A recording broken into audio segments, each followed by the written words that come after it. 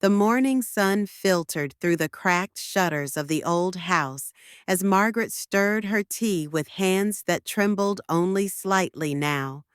At 72, she had grown used to the silence, to the way her world had shrunk from bustling offices and strategy meetings, to the quiet creak of wooden floorboards and the soft hum of the kettle.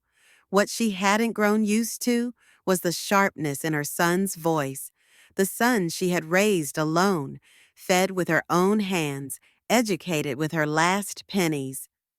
Mom, David's voice was firm, cold even. You lost your job a year ago and never told me. You've been freeloading off me ever since. Margaret flinched, not because the words were untrue, but because they came from him. I didn't want to worry you, she said gently. I was just trying to get back on my feet. Get back on your feet? David scoffed. You're 72. You're not getting any younger, and I'm not running a charity. He didn't see the tears that welled up in her eyes, or maybe he did and didn't care. Either way, she found herself outside just an hour later, her few belongings packed in two old suitcases, the same ones she had used to leave her abusive husband decades ago, back when David was still in diapers. As the front door slammed shut behind her, Margaret looked at the little house she had bought with her savings 20 years ago. It was in David's name now. She had signed it over after her cancer scare 5 years earlier.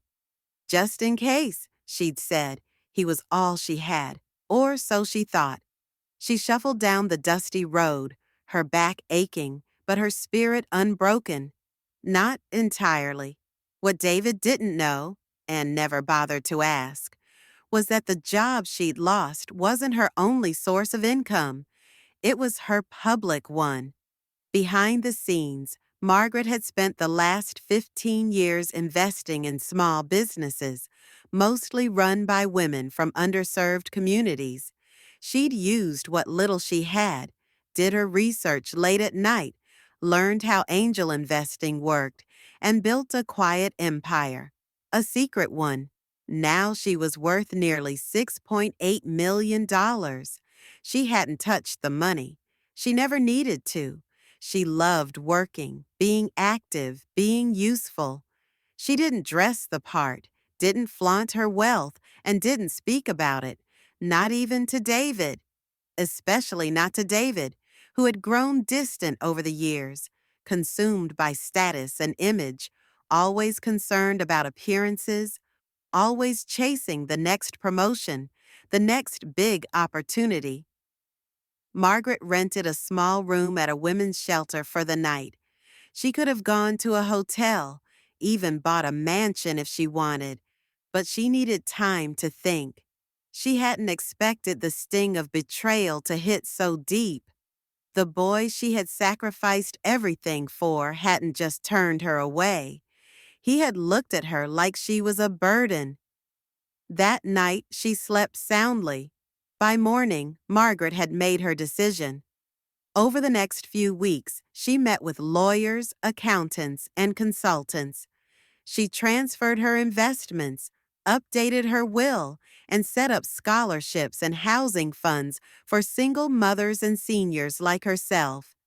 She named it the Silver Phoenix Foundation and made sure her name was never publicly attached to it.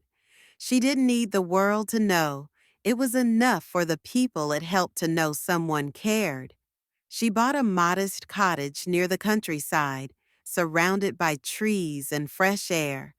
It was quiet but not lonely. She volunteered at a local library, helped school kids with their reading, and taught young women how to build resumes and open savings accounts. Meanwhile, David's life was falling apart. Without Margaret's pension supplementing his income, bills began to pile up. His job was secure, but his spending wasn't. The house went into foreclosure within 8 months. His wife left him after realizing the bank account was empty and the credit cards were maxed.